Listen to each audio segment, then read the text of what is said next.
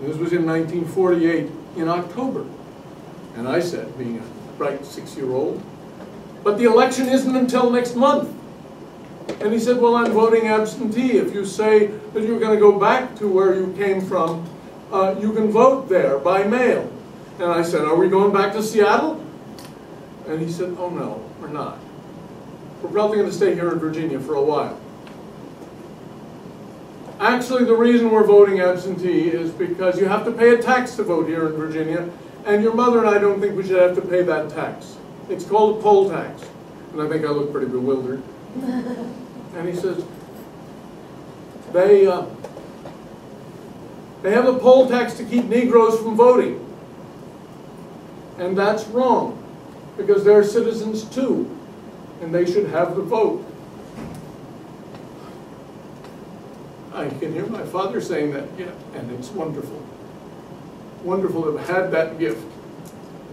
On my way to Mississippi in the fall of '63, oddly enough with now Senator Joe Lieberman in one of the other cars. And my mother fixed us a big dinner. My father said, I want to talk to you. So I went back into the bedroom and he said, do you know what's happening in Mississippi? I said, yes, sir, I do. He said, well, tell me. So I went through the litany of violence, and it was pretty bad. Mississippi was a terrible place right then. And he said, I've been on the phone to all the Forest Service people for the last 2 days, asking them what's happening all over Mississippi, and I didn't think you knew. But you know. So go with our blessing. I had an interesting and scary time in Mississippi, but I had no problems about it until the post-traumatic stress later, because I had that precious thing.